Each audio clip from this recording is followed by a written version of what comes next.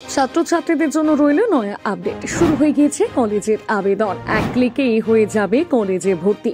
সময় থাকতে শীঘ্রই করুন আবেদন। সেই সাথে শুরু হলো নতুন পদ্ধতি। হবে না কোনো কারচুপি, মেধাই হবে আসল শক্তি। কিভাবে করবেন আবেদন, কোথায় কোথায় হবেন ভর্তি, দেখুন বিস্তারিত। এক মাসেরও বেশি সময় হয়ে গিয়েছে উচ্চ মাধ্যমিকের ফল প্রকাশ হয়েছে। চলতি বছরের 8ই মে প্রকাশ হয় উচ্চ মাধ্যমিক পড়ুয়াদের রেজাল্ট, কিন্তু কলেজে ভর্তির আবেদন শুরু হয়নি, যা দেখে স্বাভাবিকভাবে পড়ুয়ারা চিন্তিত হয়ে পড়েন। এমনকি জল রাজ্য রাজনীতির অলিতে পৌঁছে যায়, জোর চর্চা শুরু হয়। আর এই চর্চার মাঝে আসলো বড়সড় আপডেট। ছাত্রছাত্রীদের জন্য রইল সুসংবাদ। বুধবার অর্থাৎ 19 জুন থেকে শুরু হয়ে গেল কলেজে ভর্তির অভিন্ন পোর্টাল। তবে এবার ভর্তির ক্ষেত্রে আনা হয়েছে নতুন নিয়ম। বুধবার এই নিয়ে বিকাশ ভবন থেকে সাংবাদিক বৈঠক করেন শিক্ষামন্ত্রী ব্রাত্য বসু, আর সমস্ত বিষয়টাই তিনি তুলে ধরেন। জানা গিয়েছে এবার থেকে আর আলাদা আলাদা করে ওয়েবসাইটের মাধ্যমে আলাদা আলাদা কলেজে আবেদন করতে হবে না। একটিমাত্র অফিসিয়াল সেন্ট্রালাইজ পোর্টালের মাধ্যমে 16টি বিশ্ববিদ্যালয় এবং 461টি কলেজ সহ আরও বিভিন্ন উচ্চশিক্ষা প্রতিষ্ঠানে ভর্তি হওয়ার সুযোগ রয়েছে। শুধু তাই নয়, এই অভিন্ন পোর্টালের মাধ্যমে একসাথে 25টি কলেজে আবেদন করা যাবে। এমনকি একই কলেজ বা ভিন্ন কলেজে একসাথে 25টি কোর্সে ভর্তির আবেদন করতে পারবেন। শিক্ষামন্ত্রী ব্রাত্য বসু এই বিষয় নিয়ে স্পষ্ট জানান, এখানেই শেষ নয়।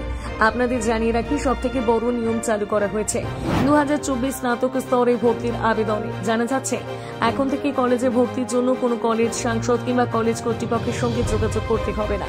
পুরোটাই হবে মেধার উপর নির্ভর করে। প্রায় সময় কলেজে ভর্তির ক্ষেত্রে অস্বচ্ছতা নিয়ে প্রশ্ন তোলা হয়। এবারে কোনো রকমের অস্বচ্ছতার সুযোগ রাখেনি উচ্চশিক্ষা দপ্তর। এমনকি এই অভিন্ন পোর্টালের মাধ্যমে দেশের যে কোনো প্রান্তের পড়ুয়ারা এক ক্লিকে আবেদন করতে পারবেন কলেজে। এখন প্রশ্ন হচ্ছে, কিভাবে করবেন আবেদন, কি কি প্রয়োজন কলেজে ভর্তির জন্য, দেখে নিন এক ঝলকে।